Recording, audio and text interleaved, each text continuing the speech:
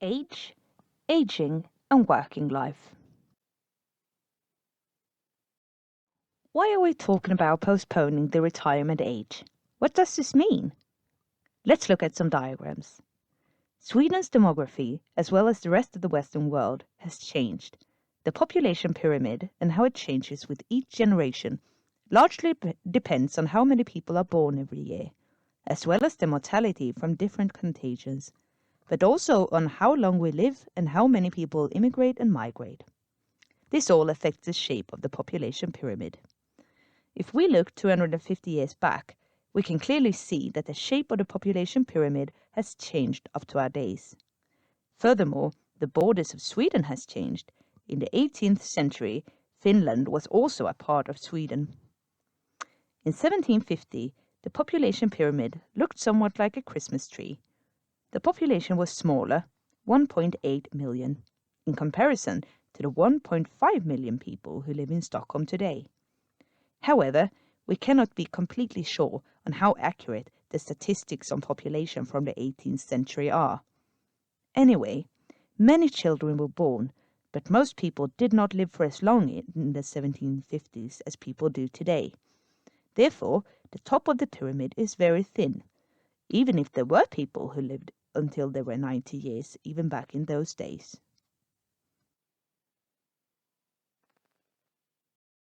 Over 100 years ago, in 1900, Sweden's population pyramid looked like this. In 1913, the general retirement pension was instituted. Earlier, some officials had been eligible for financial benefits after retirement, but in 1913, this was made the general rule.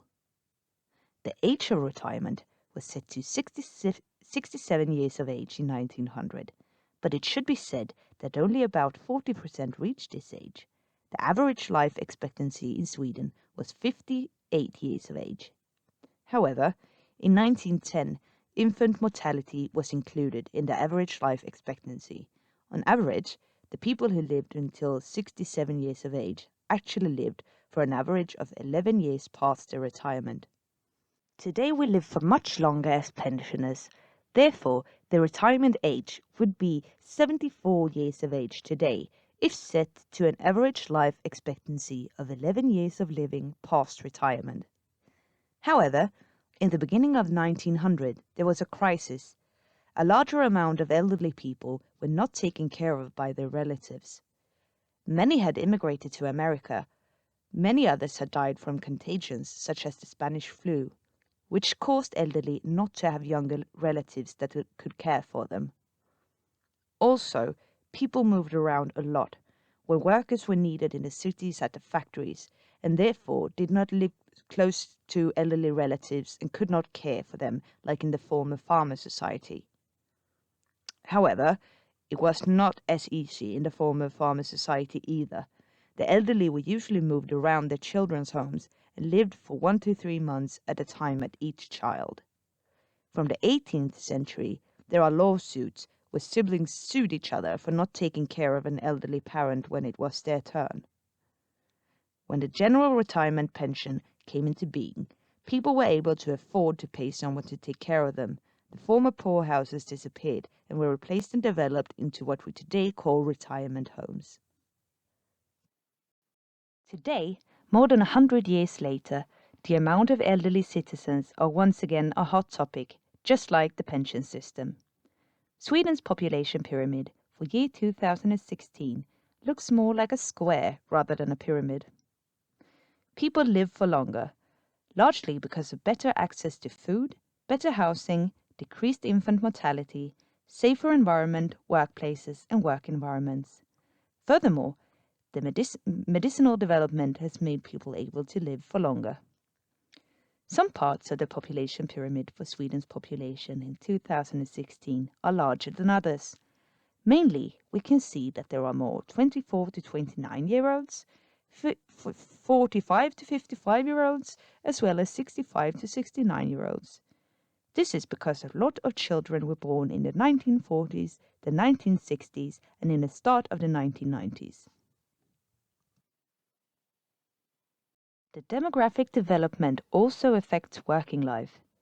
Let's examine the two curly red brackets in these diagrams. They represent the part of the population that are in the workforce. In Sweden, in year 1900, people started working at age 12 to 13, in some cases even earlier. And since there was no general retirement pension at the time, the majority of the population had to provide for themselves throughout life by working for the entirety of their life. However, if we look at the population pyramid of Sweden in year 2018, it displays how citizens today participate in working life for a much smaller part of their lives. In 2016, the average life expectancy in Sweden was 84 years of age for women and almost 81 years of age for men. The average life expectancy is estimated to be 89 years of age for women and 87 years of age for men in 2060. In other words, there is an estimated increased average life expectancy with 5 years for women and 6 years for men during these years. The demographic change with a larger proportion of elderly citizens in society is present around the world. This graphic depicts the increasing old age dependency ratio in the world. The numbers show that the decreasing ratio in different countries between the number of people participating in working life and the number of pensioners in the population from year 2012 to the estimates of year 2050. In other words, how many people in working life are estimated to support every pensioner in the population through the country's social security systems. A challenge with a larger proportion of elderly citizens in society is that it puts a larger strain on the pension system. In 1950 in Sweden, 5 participants of the workforce provided for every pensioner. In 2050, only 2 participants of the workforce are estimated to provide for every pensioner. That is, if we keep the current pension system. The increasing number of pensioners risk a larger financial strain on the economy and challenge our welfare. Our current pension system is based on citizens working for 2/3 of their lives, so that if we live for longer, we also need to work for longer. Healthcare systems is likely to be put under strain, since elderly citizens generally have a larger need for care. Therefore, many countries talk about increasing the number of worked hours in the economy by postponing the retirement age and motivate more people to work until an older age, in order to cope with a larger proportion of citizens living longer lives. If more people can work for longer, this is an opportunity for a larger number of worked hours that contribute to the societal economy. However, if a larger number of citizens should be able to and want to work for longer, the workplaces and working life need to be made sustainable for employees of all ages. Well, how old is elderly? During research and interviews with managers, employees, etc., it has been obvious that age is a rather sensitive subject. For example, participants in research projects have been asked to write their age on their name tags. Everyone will write their name with no objections, but when asked to add their age after their name, some participants experienced this as very sensitive information and objected to why there was a need to focus on age. In a conducted survey, one question was, "How old do you feel?" The results were fascinating. 55% stated that they felt younger than their actual age, in other words, their chronological age. Only 6% of participants stated that they felt older than their actual chronological age. When examining different age groups closer, it was apparent that among those of 67 years of age, 81% of respondents felt younger than their actual age, and no one felt older. Among responding 22-year-olds, none felt younger than their actual age, but 62% felt older. It turns out that feeling older than your actual age is most common until 24 years of age. Between 25 and 37 years of age, most feel like their actual age, and among those aged 38 years and above, over 50% felt younger than their actual age. And the older the respondents, the larger proportion felt younger than their actual age. Can elderly employees cope with participating in working life?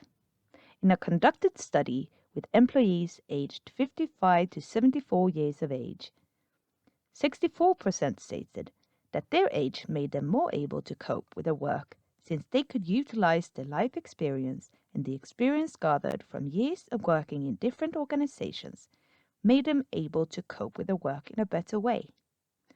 9% stated that their age made them less able to cope with their work.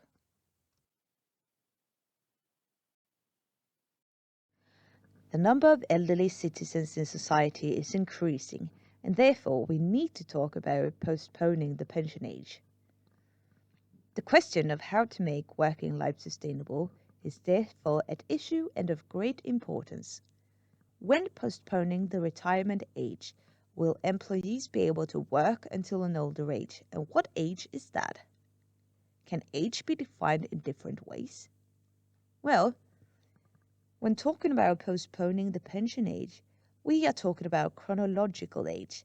In other words, how many birthdays we have celebrated. When we talk about chronological age, we measure how many years have passed since our birth. But maybe functional age is of greatest importance in the issue of managing our working life. Functional age is of course affected by chronological age, but functional age is above all a combination of the biological age, social age, and cognitive age. Our biological aging is based on our genetics, how our organs age, and when our hair turns grey. It all depends on the DNA passed down by our parents. But our biological age is also affected by lifestyle, our diet, exercise, smoking, drug use, etc. But it is also affected by what our working life has been like, what work situations we've been subjected to. A heavy physical workload makes us age faster, biologically speaking. The working environment affects our biological aging. A stressful working environment also makes us age faster in a biological sense. Social age is how we are perceived in different life phases. We are seen one way when we are children and adolescents, another way when we are adults, and yet another way when we are perceived as elderly employees on the brink of retirement.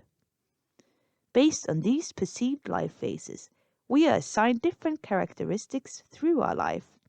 Different stereotypes and attitudes are applied on people in different social ages. Cognitive age is about cognition, memory, ability to learn new skills, etc., and how this changes with age. Children learn in one way and older people in another way. Children, for example, usually can learn a new language quite easily, whereas learning a new language can be quite hard for an older person. An older person that possesses knowledge within an area will have less problem learning new information associated to this area of present knowledge. But it can be quite harder or take longer time to learn something completely new that is not associated to present knowledge for an older person. It's easier to learn by doing. Cognitive age is also associated with wisdom and knowledge of experience.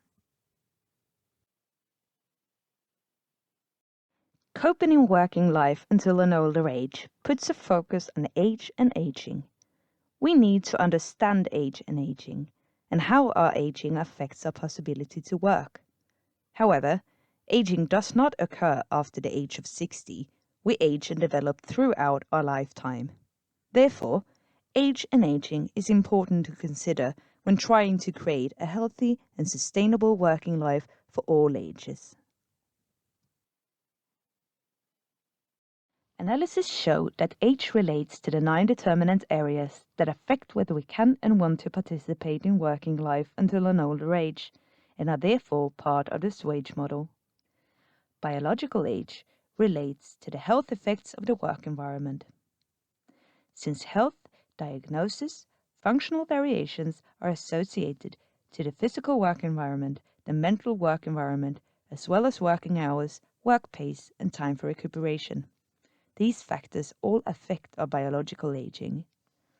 The chronological age relates and is associated to a personal financial situation through different benefit systems, laws, and regulations regarding age. These are all based on the chronological age. Social age relates to social inclusion and support. Since we receive different support and are perceived differently depending on our life phase, both in and outside working life. The cognitive age relates to the execution of work tasks, since our memory changes with age. Competence and skills play a part, as well as the opportunity for self-fulfilling activities. Age must be a part of the reflection on how to make working life sustainable for all ages, since these different determinant areas and different age definitions that relate to them affect us throughout our working life.